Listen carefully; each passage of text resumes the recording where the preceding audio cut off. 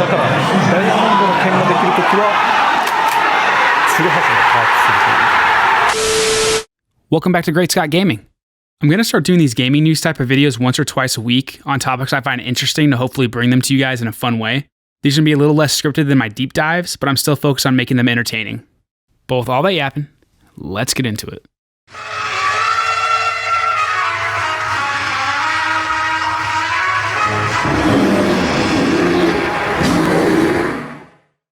Let me start off by telling you I am no expert Smash player, as I'm a King K role main. So as you can see, I don't have the best taste for top tier characters. However, I thought a casual's point of view versus a competitive outlook on Steve would be refreshing, as I have only seen professional Smash players talk about him as a character and his moveset. Bringing Minecraft into Super Smash Bros. Ultimate didn't really hype me up, to be honest. I thought of him more as a troll character like Master Chief, as I never thought we would actually get him.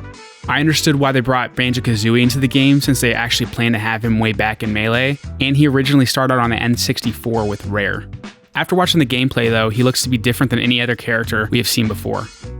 His whole dynamic as a character is gathering and crafting materials, which stays true to his origin. He looks like a mix between Inkling, where he will have to be consistently managing his resources, and the RNG of characters like Peach when she's pulling up her turnips.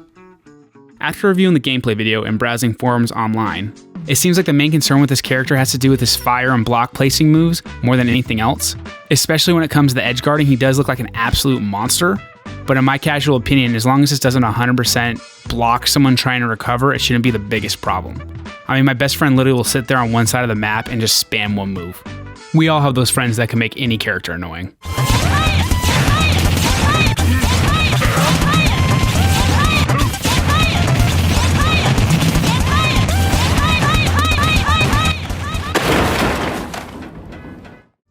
Also, I remember when Hero was released and people were worried about him being OP. In certain situations, yeah, he was, but he was an RNG character, which Steve is also in casual. It looks like he will be better in certain maps than others, as Sakurai showed off Steve gets different types of materials based on what surface he's standing on. Plus, he looks like he isn't the best in up-close combat, and it even looks like I can jump higher than him. Overall, I think he appears to be a very different and dynamic character that looks like a ton of fun to play. He also looks like a perfect character to troll your friends with, which I'm all for. I also like to think that Sakurai has his craft mastered by now, and he has learned from his mistakes. He even got rid of the RNG of you digging on certain surfaces for materials, making it 100% consistent if you were to play Steve competitively. However, I've seen creators and OG Smash players like Mewtwo King and Hungrybox go into more detail about how certain moves by Steve can potentially be broken, especially competitively. Also, if you do not know these two guys, they are former Super Smash Bros. Melee World Champions, so they definitely know a thing or two about Smash. I'll link their channels below. As stated before, the fire and block placements are a cause for concern, as it will come down to where you can put the blocks on the map, and the fire Steve places looks to give you a free hitbox to spam players who are trying to make it back to the edge.